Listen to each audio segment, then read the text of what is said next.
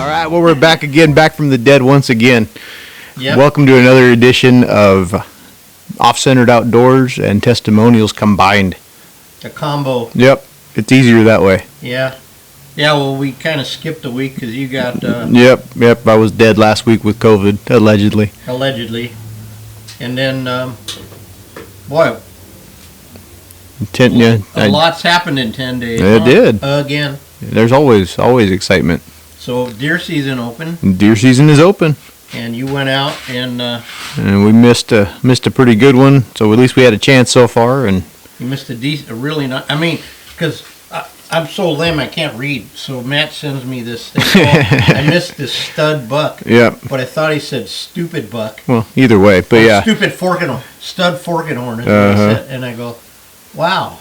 And then I was thinking, well, it's opening weekend. Why is he shooting at a stupid small fork and horn? Mm-hmm. And then it turned out it wasn't. No, he was a stud. Yeah, he's like an 18-inch fork and horn. He's a good buck for sure. We got on him again on Sunday and lost him in the fog. So he's still there. So fog? Yeah. What's this fog you speak of? Right, we get that up there at my house. You couldn't even see 70 yards in front of you. Are you what you call it? Are you threatening me? Fog? I haven't. It's been, what's 104 right now again? Yeah, it's a little toasty outside. Yeah. That's how you know it's going to be hot up here, when it's foggy down there. Because the hot air up here, I think, keeps the fog down. Yeah, Chuck's always full of hot air. Yeah, I know. I noticed it before Chuck moved here, it was really cold up here. What was it you said about you tested negative? Yeah. And... Chuck always tests negative. And then I said, I'm always negative. Matt's the positive one. Yep. So he always tests positive. Yep. Yeah. So we had one buck come in today. Yep, one in a row. Well, we were just laughing because we were telling one of our friends that there was always something like we always bitch about. Mm-hmm. So this one, the guy actually did a pretty frosty job of skinning it. And like, what's the catch? Well, here's the catch was, here's the head with 2/3 of the antler. Yep. And here's the other third that they shot off. Yeah, there always seems to be something. It doesn't matter what it is. And I guess they blew it off. Yeah. Far enough away, so they found the piece with the. They found the important part. The important 3-point part, but they're missing like all the part that would make it easy to fit. Yeah, so. Yeah, all the main beam. Yeah. But we'll get it. If that's the biggest train wreck we've got so far this year, we'll be okay. Yeah. Man, we got a couple skulls in and. Yeah, a couple stud skulls. Though. Yeah. Man, I don't understand this European trend. Yeah. You know. Yeah, I don't know. Whatever. It all pays. And Fred got one in too, believe it or not. Wow. And I go, wow. And I said, he goes, well, his wife said it was art. I said, art, and you didn't charge him like $2,000. Art is art. Yeah. Right. Yeah. Right. I say $35,000. Right. I mean, game heads that apparently aren't artistic at all. I guess. I don't know. So now I know it's art. Hell, yeah. Our heroes just went way up there. Yeah, hell yeah. In fact, we'll put them in a nice gilded frame thing. Yeah. Well, I think you gotta bedazzle them with rhinestones, and then they're art. Mm. Well, we got a really good guest today who... Yeah, that's what you were saying. Calling in any minute. Yeah, it'll be interesting to see if we can do this correctly today. Since we're using the plug for the phone, we'll have to use the mic for have to use old speakerphone for our phone call. But that's okay. Yeah. It's kind of fun putting these on YouTube. Yeah, so. Yeah. But Rick Crane, the world champion fish guy, is a good friend of ours, and he just got back from the Maine or whatever they call the East Coast Regional. Oh, there he is. And then the phone rang. And then the phone rang. There he is. Can you hear us? Hey, Chuck, how are you? Good. Hang on, Matt's gonna... Can you hear us? I can. All right. Can we hear you? Yeah, he's a little low, but I got him. Can you turn the volume up all the way on your phone? Yeah. Here, let me try that. Try that, Rick. How's that? Is that better? There That's a lot better. Now we're good. Okay. So we're having to get a little creative with the telephone today. So yeah, usually we plug the phone in, but now we're plugging the camera into where the plug goes for the phone, so we can record it and play it on the. You know, we need the big recorder. Yeah. Anyway. Anyways, how's it going, Rick? Good. How you doing? We're good. We're chugging along. Good. Yeah, making progress. We like to say staggering forward, Rick. Absolutely. Staggering forward is still forward momentum. Right. Oh, that's really good there, that volume. Anyway, hey, Rick, remember you had just got back from the main show? Yes. And you were talking about your seminar and what you were asking the guys there, you know, and you had explained so well what Matt and I are trying to pass on to guys in our podcasts and videos, right? And I wanted you to, if you wouldn't mind, talking a little bit about what you said. Remember, put your hand up if you're. Sure. And then later you said you were at a bird seminar, right? And some guy was asking you what the secret magic nails were, or what's the real deal, right? And you asked him, you were telling him about what the guy was trying to give him for free and the foundation, right? Because we always talk about our foundation. Sure. Yeah. All right. Well, we're going to turn it over to you. Well, thanks, Chuck. And Hey, my pleasure, man. It's the least I could do after you fixed the crocodile, man. well, that's my pleasure. If the easiest thing I can do is put some colors together for somebody, then my day is complete. Well, you completed it really good, so. You know, it's like anything else in life, I imagine. If you're passionate about doing what you're doing, then, you know, if you can treat it like a business, then it's a business. But if you treat it like a hobby, it's a hobby. So one of the most important things is, I mean, as you know, I teach taxidermy for a living, and folks come out here for all sorts of different reasons. But, you know, when I started a long time ago, it's almost 40 years now, I didn't know anything about business, nothing. I mean, I thought that you had to price everything the way that everybody else prices everything, and you know, the reality is nobody does it that way. I mean, McDonald's and Burger King, they may sell burgers, but, you know, if you ask the average person, what does a plain hamburger without cheese cost at both places? Nobody really knows. But if you want one, you'll have one. So, you know, you go back to that seminar that you and I were talking about, and one of the most important things that you try to give people or deliver to people is, if you want to keep coming to the shows, you have to afford to come to the shows. And if you want to stay in taxidermy, you have to afford to stay in business. And the only way to do that is to kind of change your perspective a little bit. So we look at the industry as nuts and bolts. You know, we have products, we have materials, and then we have the specimen, then we put it together. And I think a lot of customers look at it as that, like, we sell tires. And the reality is we don't put tires on wheels. That's not what we do. And whether it's you, me, Matt, or anybody else, we all bring to the table a different experience. And that's really what we're selling, is a different experience. So if a person chooses a firearm or a bow or something like that to pursue their sporting life, or, you know, a fishing rod or a flat or something like that to pursue their sporting life, they don't just make the choice based on what the cheapest thing that's out there. But yet, for some reason, and I suspect that you and I, because we've been doing this for so long, really know what the reason is that most taxidermists aren't business people, so when they come up with pricing, they just pull it out of their rear end, you know? Yeah. That's basically where it comes from. But, you know, I gave a seminar, and we talked about how people learn things, and one of the things that I really wanted to go over and teach them was pricing, and how they land on a price. And, you know, here's the thing: if you want to use business models, you can take the sum cost of all your parts and your materials, and you can add it up and figure out what you want to throw in there for a profit. You know, you can look at your overhead and do the whole formula thing. But the reality is, if you had to buy a sculpture, or if you had to buy a flat painting, you're not looking at the price of the paints. You're not looking at the price of the canvas or the price of the clay. You're looking on what that artist can deliver.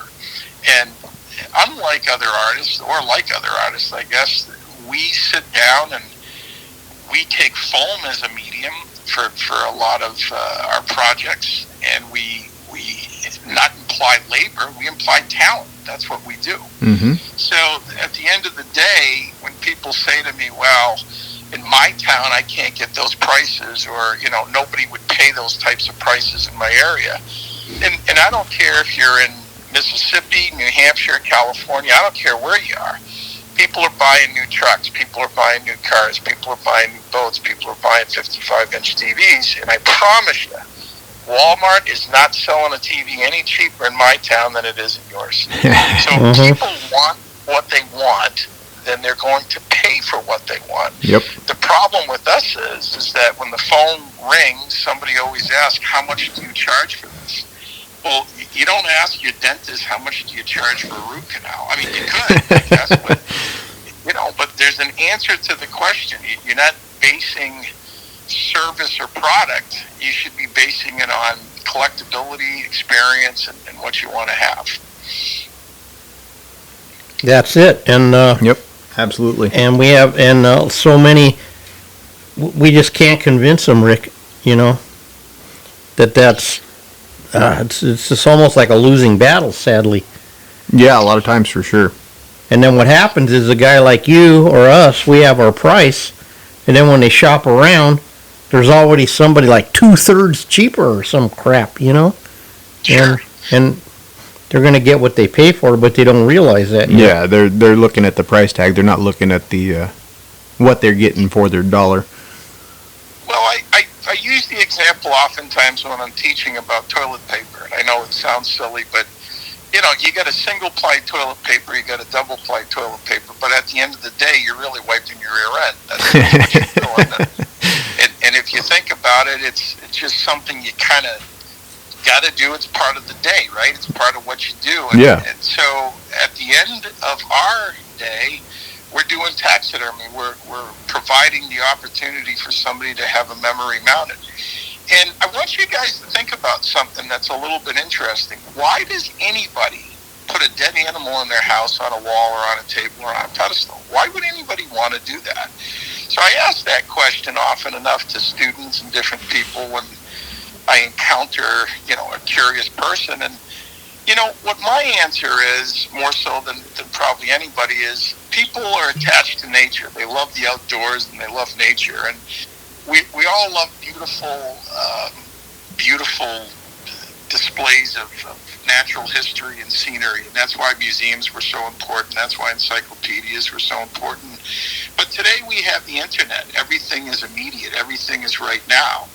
But if you go outside and you spend time outside and you're a fisherman or a hunter and you collect an animal, you put it in your house because you want to recapture that moment in time. You love it so much. You're connected to it so much. You want to bring it into your home so it brings you joy, right? And I tell people all the time, not everybody can be happy. Not everybody even relates to being happy. But, even in the saddest, situations in life, you can find joy in things. And I think that what we do is a service where we provide joy as an experience. Yeah, absolutely. Well, that's a better word. You know what? See, this is why we're having you say this. Well, remember, I started off with toilet paper, so. No, but it's and then because then you were saying these guys, you're already out of business, right? They don't even know it because they don't. Who saves their deposits? Well, we do. Never mind. But you know what I mean. Like, yeah. Who buys material? It's all cause and effect, right? Every choice and every decision we make lands on cause and effect. And you sit and you look at our economy. You look at the way that the country is going right now. And politics aside, I think you can just be the average guy and the average person and realize that your life is a little bit of a struggle right now, financially or emotionally or spiritually, whatever people want to associate with it. But at the end of the day, you have probably less dollars in your pocket than just a few years ago. So the industry takes a hit just like anything else. And there are people today, and that is a very true statement, that a year or 2 years from now, they're probably out of business. So, you know, when I had that seminar, I had people raise their hands, how long have you been in business? And, you know, we went through the whole room, and we had anything from a couple weeks to, you know, to several years. And wow. The amazing part of all that is, regardless of experience, if you practice bad habits, you'll master them. I don't care how long you're going. Okay? And that means business too. Just because you've been in business for X amount of years doesn't mean you've put a dime in your bank account, or, you know, you just may be working to make payroll or to keep your electric lights on. I don't know. But the reality is that from a business point of view, shipping has gone up X amount of dollars since January. The price of our materials have gone up X amount of dollars since January. They're going to continue to go up. So if you're the prototype taxidermist and you're just charging what everybody else charges because you don't know what to charge, and you want to still take work in, then you're going to take a piece in. You're not going to be a business person. You're not going to order your supplies and your materials right away. You're probably a year or two behind, because that seems to be like the national average for about things. And by the time 2 years rolls around, with the way that the economy is working, you could be looking at 40%, 50%. You could be looking at higher expenditures before you even mount it. So at that point, you can't even afford to buy the mannequins to do the work you took the deposit for. Yeah. So not to piss on anybody's cornflakes, but I told people in that room, some of you are out of business right now, and you just don't even know it yet. Yeah, it's a rude awakening a lot of guys are going to be in for here pretty quick. And we've been trying to tell them that, and we've been, but I tend to be a little bit too much of a cornball the way I talk, between just how I talk and then you throw in my cynicism in it, you know. But what I basically say is, we were talking the other day on the phone, where I say, well, we know we need 100 pairs of this. Yeah. And we know we use 50 pairs of this deer airliner and 100 pairs of this and that. So we buy them, you know, a year ahead, right? Sure. And then we buy our mannequins in lots of however many now, but as soon as we get enough to put even a small order together, we'll buy them immediately. Yeah. Sure. I mean, there's nothing wrong with, you know, having your own logistics and shipping numbers. There's nothing wrong with negotiating with companies or supply companies to try to, you know, utilize your own logistic numbers, and you pay for the box, pay for the labor, but use your shipping number if you get a better rate, because any time that you can benefit your bottom line, then benefit your bottom line. But, you know, I think one of the big things that I guess people don't seem to understand, and not just taxidermists, but customer-wise as well, when we go up in our prices, it's not always just because we're trying to be greedy capitalists and we're trying to make more money.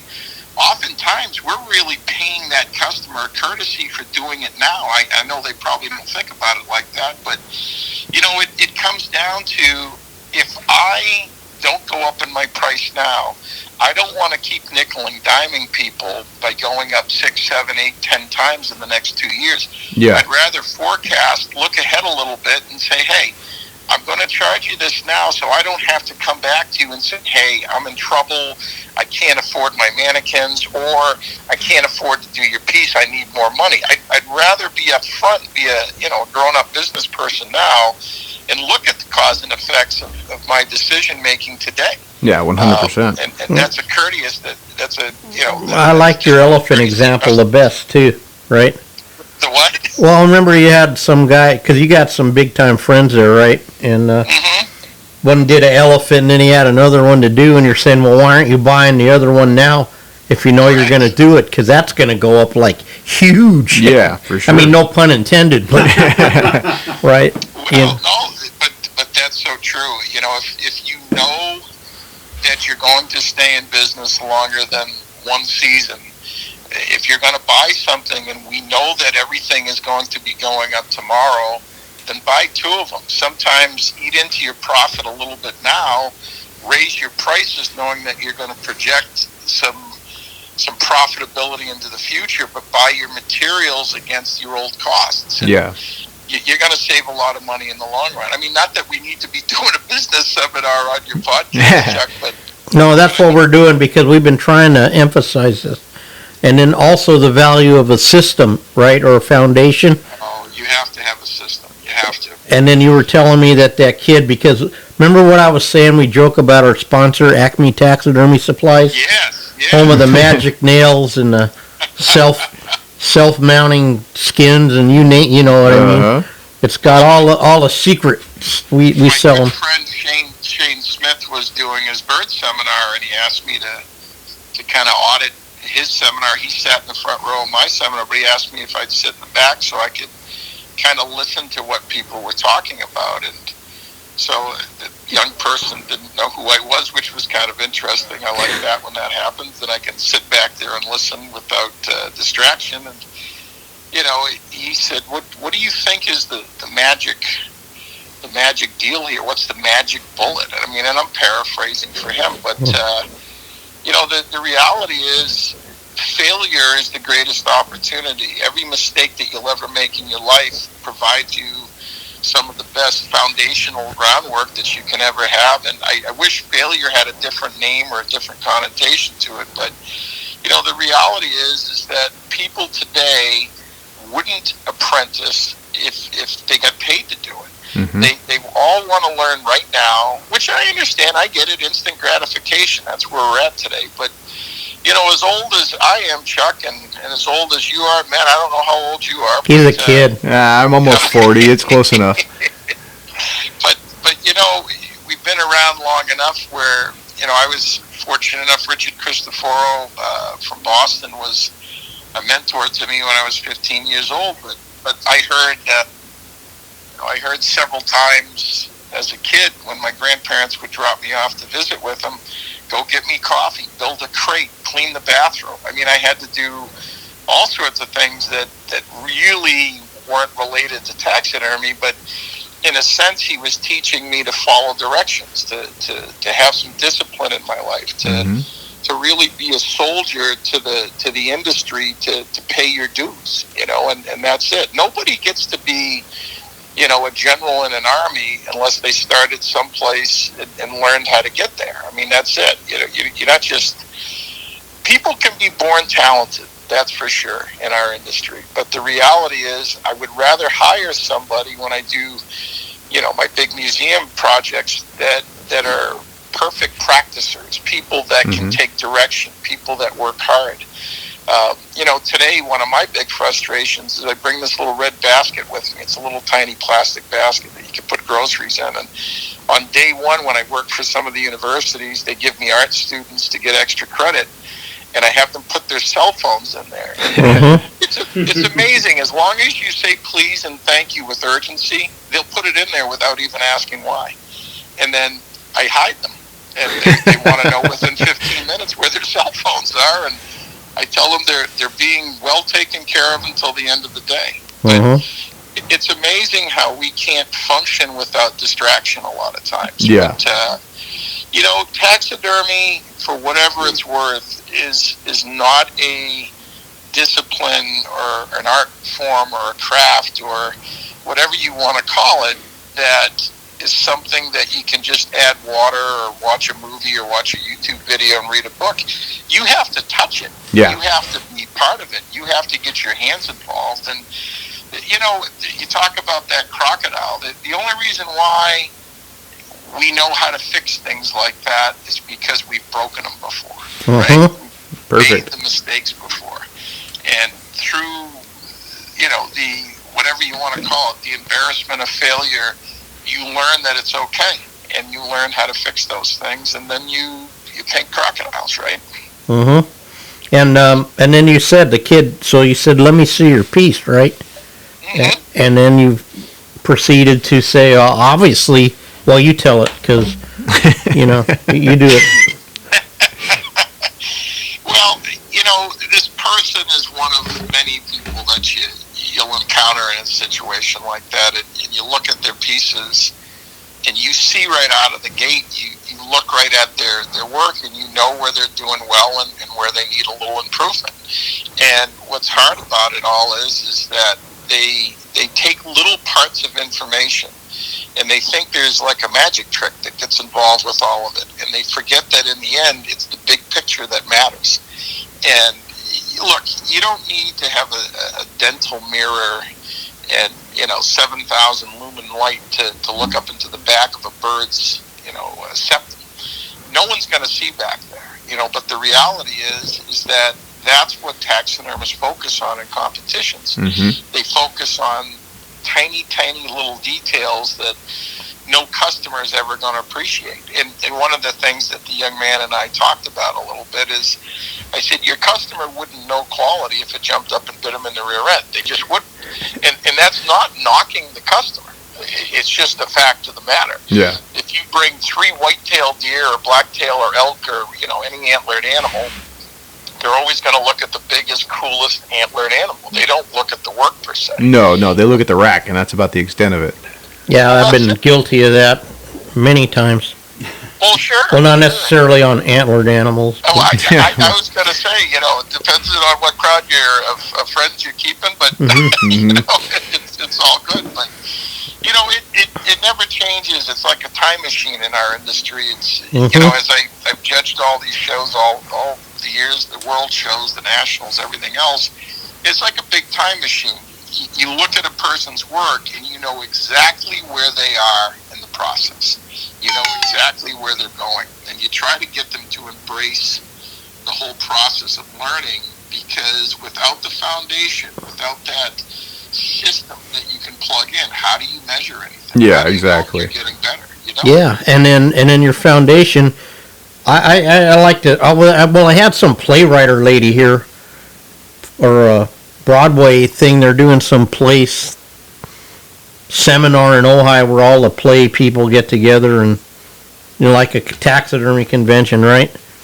Right. And she was coming here because they're doing this play on taxidermy, which I think is great, but I think they're focusing on some people that we know that are, and the way they're going around it, it's not really what's going on, Right. And I told her I'm a combat taxidermist, and what I mean by that is we have our foundation, we have our steps, we have our system, and then what happens is you fall back on your training when the bullets start flying. You get what I mean? That's exactly right. And that's why that's also important. Mm-hmm. And then it's an interesting time, isn't it, Chuck? Yeah. You talk about people putting taxidermy into a light where a playwright is going to focus on it, or Martha Stewart, who loves to collect taxidermy, or I had no idea about that. Oh yeah, she's right into it. Oh, that's cool. She likes the old stuff. She likes the new stuff because it's an interesting thing to put nature into your house. I mean, it seems to be a thing. We just actually got a phone call from a very important person, I guess, out in Hollywood, and he bought a tortoise over in Europe, and it's well over 100 years old, and the trucking company broke it, and oh no, he just wants it fixed because it means that much to him. And it's not that he, harvests the animal himself, but it means that much to people. Yeah. We're always going to be connected to nature. We are always going to be connected to it. And the vernacular of the day may change, and the wokeness and the this and the that. And look, we've all lived through different times in our lives, and remember the 60s and the 70s and the 80s and the 90s. But at the end of the day, what it all seems to always come down to is just we have an appreciation for nature. Absolutely. Whether it's the rogue taxidermy movement, which is going on, which is the old Edwardian taxidermy, or what the French call the grotesque, where they put combinations of things together. And there's nothing wrong with any of that, but we just had some up at the Northern New England Championship, and I explained to them, and they were really nice people, very receptive. I said, you can do all this wonderful, fun work, but get your taxidermy correct. Yeah. Make sure that your tanning is correct. Make sure that your movement of shapes and lines are correct. and then put your art together. And that's where taxidermists and, alternative artists alike are, there's a fellowship, there's a kinship there. Mhm. So, Yeah, I was explaining that to that playwright who, if you gave me $1 million right now, tell you who she is, I have no idea. for $1 million, Chuck, we could figure it out in a few minutes. I bet. Okay, but I meant, you know what I mean. Mhm. And she came for a different perspective, and at the end of the day, well, sadly, that was the day our other buddy came up to fix the crocodile. Uh-huh. So my explanation to that when he was doing that was that every show needs a chumley. Yep. So, like Pawn Stars. So Sure. this is our chumley. So, AKA goldfish. Yep. Yep. And, but anyhow, she was, pretty receptive to you know what I mean? And I said, look, I'm not trying to, well, maybe, I don't know. I'm just trying to let you know that there's politics and everything, Yeah. right? And there's silliness and everything. And then, but at the end of the day, a real taxidermist, like the guys that are doing it and winning like you are, we are, what I mean by that is we're successful full-time taxidermists making a living and a profit, right? And there's very, very few of us, I think, Yeah. at the end of the I think day. there's a whole lot less, and you just touched upon something that's really important, is that a lot of the folks that get into the industry today, they come through a different door. They come through the door of taxidermy associations, which are wonderful. I mean, it's really helped keep it alive and project it forward, but they come through the door of the competition arena. Mhm. And the reality is, and it's hard for them to understand, it's like shooting pool or billiards or whatever. I can shoot, and if I miss correctly, and I leave a ball in a place that you can't make another shot, then I played the game well. Yeah. And, you're using a score sheet that's basically based on anatomical features and mechanical soundness of nature. But at the end of the day, don't you want your deer head to look like a deer head, or your duck to look like a duck, or fish to look like a fish? Right. I mean, that's the bottom line, right? But what they don't understand is that blue ribbons are great, but if you can't earn green ribbons, then you can't really do Blue ribbon. Yeah. Yeah. Because it's all great to say that you spent 700 hours painting a fish, but as somebody that does this for a living, and it's done this for a living for a long time, and I'd even add teaching it for a living, if it takes you 700 hours to paint a fish, it's because you can't paint. Thank you, Rick. Thank you. Yeah. Because I say that as kindly and as gently as I can, but the reality is I'm one of the players, not one of the fans. And Yeah. I understand the showmanship, I understand the politics, I understand a lot of the nuances and the aspects that go along with it. But at the end of the day, we create with our heart, we create with our passion. It filters up through our head, through all the successes and the mistakes, and then it comes out our hands, and then we create stuff. That's what we do. We're not curing cancer. It's not rocket science. It's just taxidermy, right? So you can have joy in it. You can enjoy it, and people can enjoy what you do for them. But if you can't charge what you need to charge, going back to the whole business aspect of it, then you're going to learn to hate your customers. You're going to learn to hate the process. You're going to learn to not want to do it, and then you'll start finding reasons to not do it. So yeah, like Fraser says, they spend half their life mastering or trying to master it, and then the other half trying to get out of doing it. So Yeah.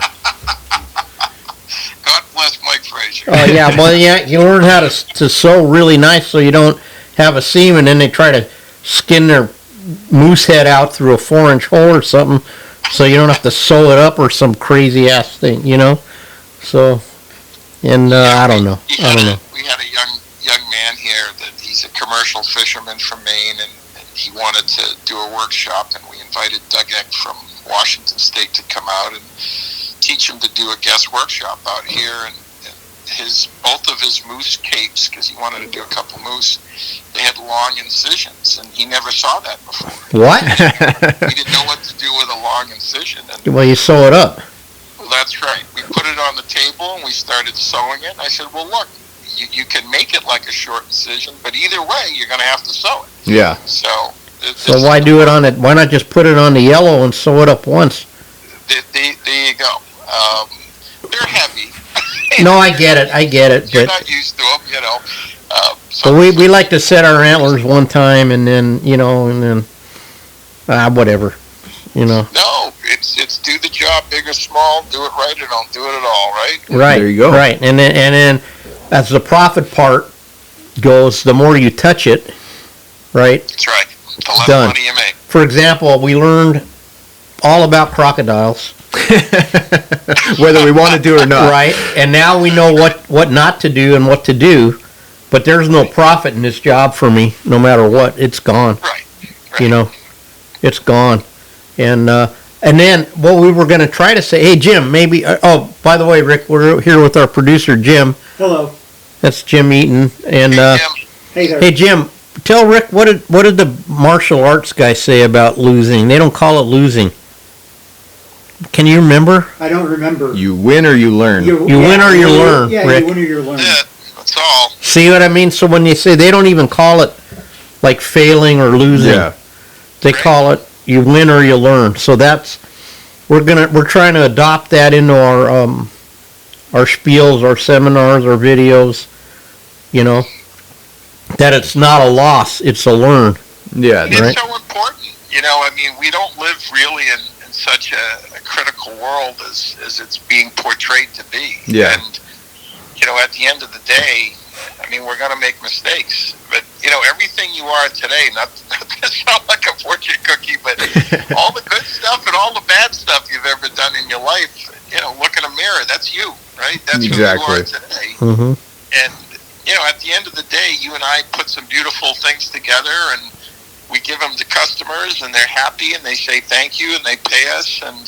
But there's other jobs out there where people are shot at, people are spit on. And, it's a terrible, terrible thing. It is. It is. So we're very lucky because we made choices to create our own luck to do what we do. Yep. That's it. And we created it. We made our own luck. And Well, that's it. and not to get pissed off, but that one man that made that quote that your business, you didn't build that. Well, he never did taxidermy. So No, that's a fact. no, you had no. I don't recall your ass helping me along or anybody. You know what I mean? Exactly. So, right? And it's boy, but yeah, I just appreciate you taking your time because we're trying really to help these young guys and not to get them. I mean, like you said, they get started off so sideways, and then also we get accused of, because we have a good foundation, and because like somebody I know there in New Hampshire can paint a crocodile in an hour, then they think you're cheating somehow, right? Well, it didn't start off as an hour. I Right. promise you that. But it's your foundation, it's your color, it's all your experience, you know? And like you... You know what would be fun, Chuck, is you sit back and if you could, take pictures on day one, right? And then just take pictures every week or every month or however you want to do it. And you sit back and you realize that at first, you think you're going to hunt and fish all you want because you're a taxidermist. And the first evolution that really takes place is you get rid of all your friends and your family. That's the Right. first thing that you got to do because they all think you're going to do it for free or for practice. Yeah. And, at one time we used to have magazines. Remember magazines, Chuck? Yes, I do. I had a big collection of many magazines, mostly for the articles. Yep. You got to read those articles. But you let your subscriptions run out, right, after a while. And then you realize that during the peak of your hunting season, you're working to 7, 8, 9, 10 o'clock at night skinning things or doing whatever. Yep. And then I think the most important lesson I've learned in 40 years, I guess, is that you have to have your own personal boundaries. You really do. And without quality in your life, then you're just working. You're just a slave to your work. And the reality is, as artists, and I will call us artists because we sculpt, carve, paint, we do it all. Mm-hmm. Sometimes we weld, sometimes we do carpentry work. I mean, we do it all, right? Right. But at the end of the day, if our minds and our spirits and if our balance isn't right there, how do you do your best work? Because you know this as well as I do, and I hope all the listeners are really paying attention to this part of it. There are days where I don't feel like painting, okay?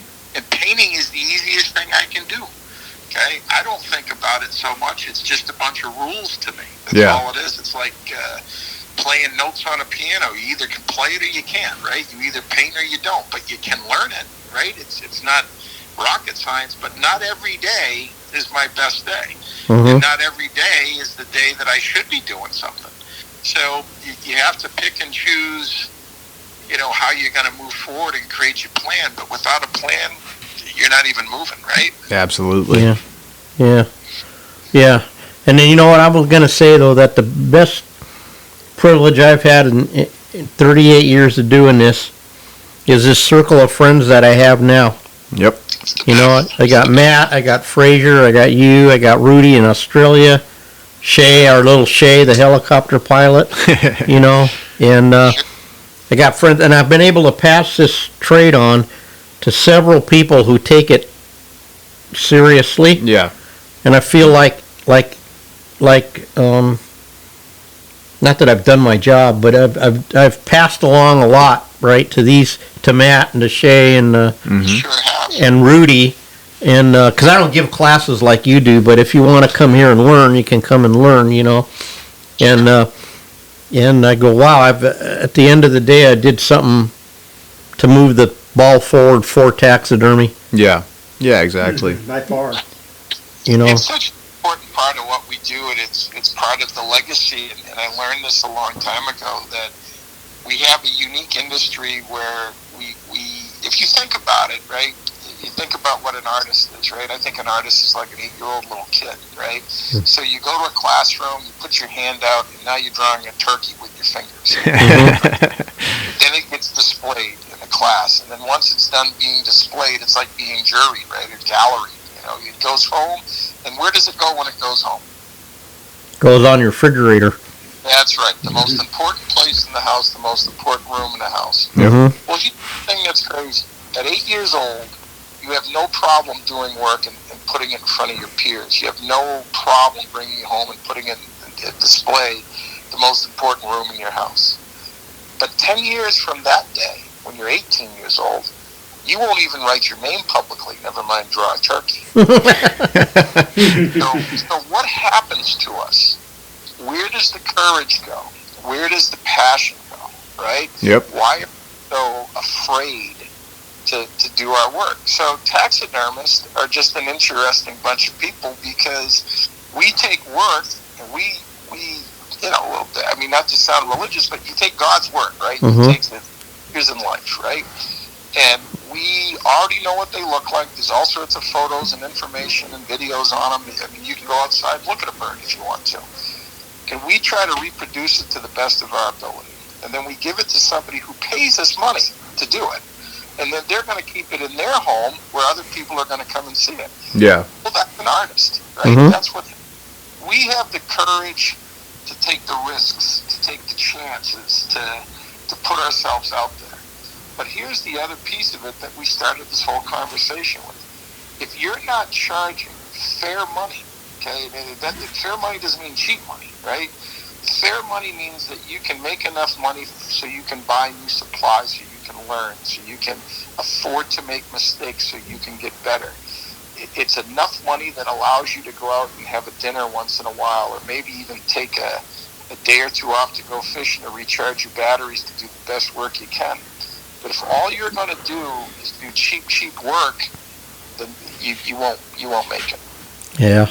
Yeah, exactly. Yeah. Exactly. And it always seems like it falls on deaf ears, unfortunately, but maybe just maybe that somebody listening out there, if one person takes something from this. It's that simple. Yeah. We don't have to reach everybody, we just have to reach the one person. Yeah. And who knows what that one person will do in their life, you know? Well, So- that's it. You don't know. I I mean, I started off as a kid with Richard Cristoforo. I mean, 15 years old, and my whole pursuit was to chase this photograph of not a photograph, but an illustration of a fish that my grandparents gave me in an encyclopedia set, and it put me on a track. And that's what it did. And here I am all these years later.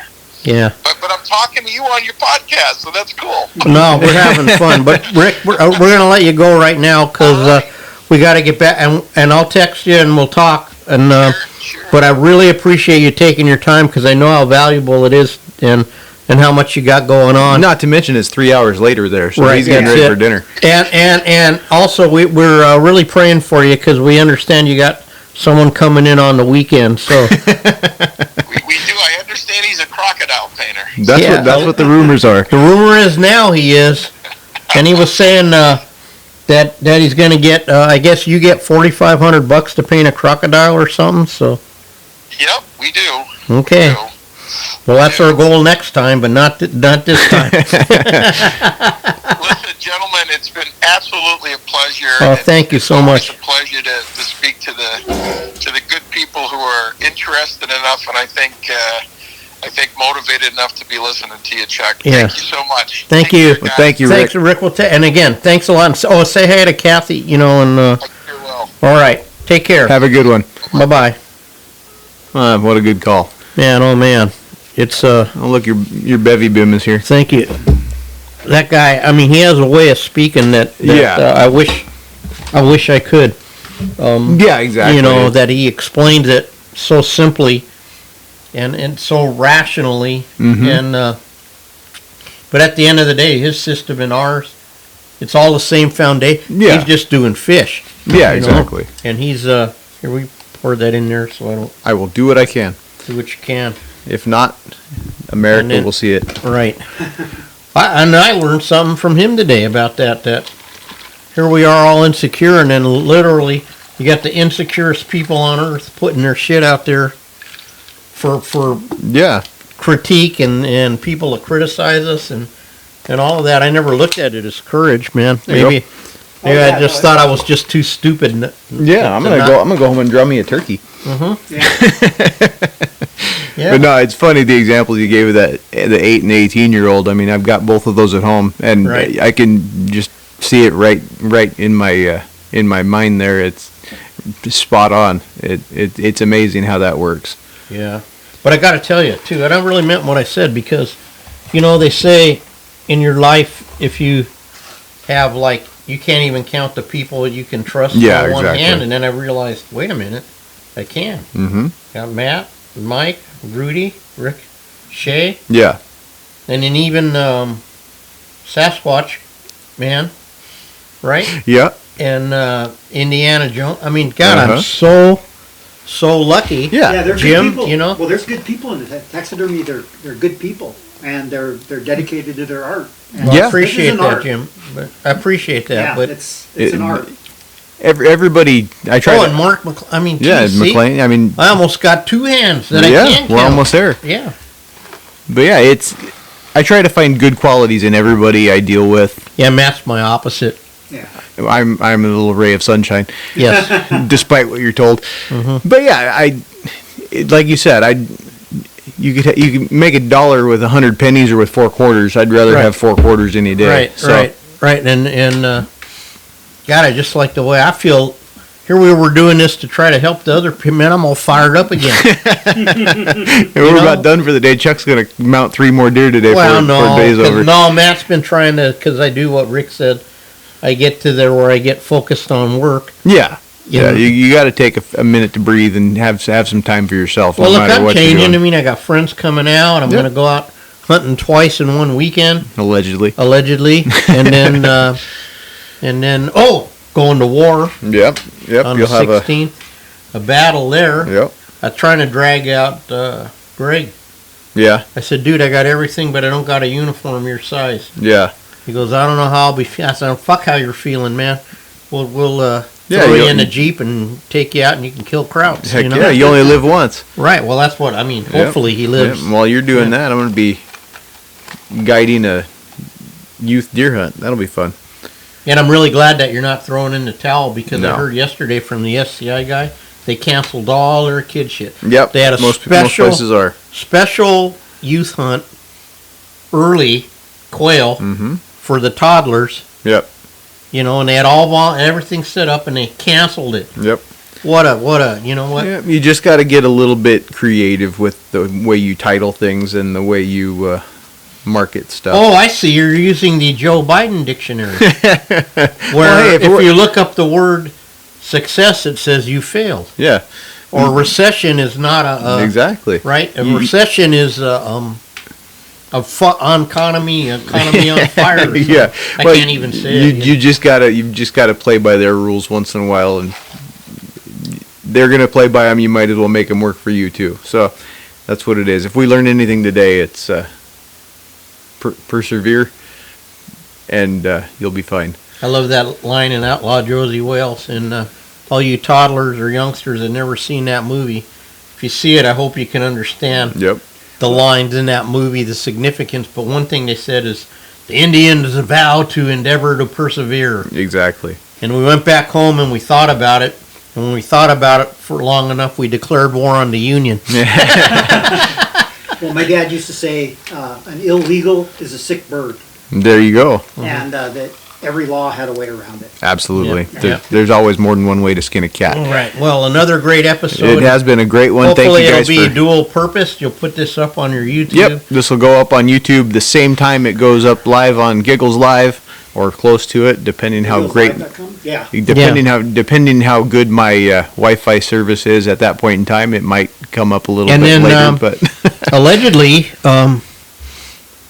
I'll just jinx this right now because Yeah. it'll never happen. But allegedly, when this Broadway taxidermy play, yeah, me and Matt, we might be filming you in a tuxedo, You just never tuxedo know. That would be really on cool. on Broadway, literally. yeah, And I just hope they make tuxes with short pants. Yeah, they do. They we, do? we got Oh, scissors. okay. All right. Yeah, these Yeah. are dress shorts that I'm wearing. There you go. All right. All right. Well, Matt, All right. lead well, it, take us on out of here, yep. buddy. Thanks for watching, everybody. Please check us out on social media at Butcher Shop Taxidermy or at Ojai_Valley_Taxidermy, or you can just type in Chuck Testa and he'll come up wherever you got to find him. But yeah, everywhere you want to look, you'll find me at Right. Butcher Shop Taxidermy. And Yeah. you can find me at Giggles Live. Oh, that's right. Or Jim Eaton, Jim 805 Eaton. Yep. When you see me, tag him on my Instagram. Yep, that's absolutely. That's Engineer Jim. Yeah, you can find this every Friday at, what is it, 8 o'clock, 7 o'clock? 7 o'clock and 8 o'clock. It's Yeah. something like that. Giggleslive.com. Come check us out and show some support. Send some messages. And get Yeah, tell 'em we let need us know let us know yeah. you're watching Let us know because we don't or know. listening. And that's why we start putting it up on the video. Yep. We hope because we'll see if we get Yeah. views. If you're in the Ojai area, go check out Ojai True Value. our head Oh, True Ojai Value, True, our yeah. sponsor. Well, we still haven't got the check yet. Well, but still we're go check 'em pretending out like anyways. that because once we get an official $35, we get on Spotify. Allegedly. Allegedly, But so yeah. we were going to have a GoFundMe page for the 35, but we just Yeah, I think we can probably scrounge that up. But yeah, thanks everybody. thank you. Thank See you. you next See you on week. the next one. Bye-bye. Bye.